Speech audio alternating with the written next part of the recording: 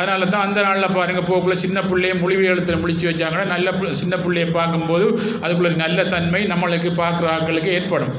எதை நம்ம கவனிக்கிறோமோ அந்த தன்மை பண்பு குணங்கள் ஏற்படும். யாரோட பழகிறோமோ அந்த தன்மை பண்பு குணம் ஏற்படும். எந்த சாப்பாடை சாப்பிட்றோம் அந்த சாப்பாட்டோட தன்மை பண்பு எங்களுக்கு ஏற்படும். எந்த சூழலில் நாங்கள் வளர்கிறோமோ அந்த சூழல் தன்மை பண்பு ஏற்படும். யாரோட சேர்கிறோமோ வரும். அப்படி அந்த கர்ம வினைக்கு ஏற்ற மாதிரி தான் நாங்கள் கஷ்டமான சூழலில் பிறக்கிறோம், கஷ்டமான அப்பா அம்மாவுக்கு பிறகுறோம், நல்ல அப்பா அம்மா பிறகுறோம், நல்லது பிறகு எங்களோட மனநிலையிலேயே பாவ புண்ணியங்களுக்கு ஏற்ற மாதிரி தான் எங்களுக்கு பிறவி அமைகிறோம். அப்போ இந்த பூமியில் பிறவி அமையணும்டா நாங்கள் சித்தத்தில் கர்ம வினைக்கு ஏற்ற மாதிரி தான் இதில் அமையும்.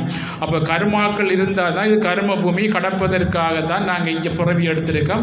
இந்த பிறவிலிருந்து கடப்பதற்கு என்ன வழி அப்படின்னு நம்ம ஏங்கும் போது அந்த சூரிய சக்தியாகிய பாருங்கள் என்ன காயத்ரியாகிய பகவானே பாருங்கள் வெளியில் வந்து நம்மளுக்கு பாருங்கள் உபதேசம் பண்ணுறார். இப்போ எனக்கெல்லாம் பாருங்கள் என் குருநாதர் உபதேசம் பண்ணி அதை வெற்றி அடைஞ்சனால உங்களுக்கு நான் குருவாக இருந்து நான் உங்களுக்கு வழிகாட்டுறேன் பாருங்கள். அந்த வழியில் நீங்கள் போய் படித்தா ஏன்னு சொன்னால் நாங்கள்லாம் பாருங்கள் எல்லா பிள்ளைகளையும் கொண்டு நான் பெரிய ஸ்கூலில் விடுவேன், டியூஷன் எல்லாம் கொடுப்பேன்.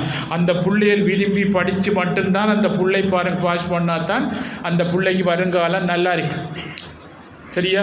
அதே மாதிரி நீங்கள் பாருங்கள் நான் சொல்கிறத கேட்டு நீங்கள் சரியாக போனால் மட்டும்தான் வெற்றி அடையலாம் ஒழிய உங்களை பாருங்கள் நீங்கள் அது போகாமல் வேறு பக்கம் போனால் நாங்கள் உங்களை பாருங்கள் அதுக்குள்ளே தொடர்பு கொள்ளலாம். என்னென்னா எந்த பக்கம் கூட இருக்கோ அந்த பாவத்து பக்கம் கூட இருந்தால் நாங்கள் அதுக்குள்ளே உள்வடையலாம். ஏன்டா சிஸ்ட்ரி பாருங்கள் வித்தியாசம் இது. இங்கே பக்கம் கூட நீங்கள் இருப்பீங்கண்டா எங்களை பக்கம் பாருங்கள் நாங்கள் உங்களை பார்த்து ஒரு தீட்சை வைக்கிறோம். அப்படின்னா ஆன்ம சக்தியை உங்களுக்கு வைக்கிறோம்.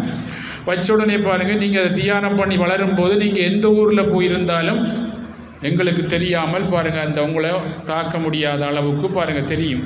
அதுதான் ஒரு குரு என்னன்னா அந்த தீட்சையை தன்னுடைய ஆன்ம சக்தியை அவருக்கு வைப்பார். வச்சு பாருங்கள் அதை அவர் பாருங்கள் வளர்க்குறதுக்கு ஒரு வழியை காட்டுவார். அவர் பார்த்து கொண்டே இருப்பார். அவருக்கு அங்கே பட்டால் அவருக்கு தெரியும்.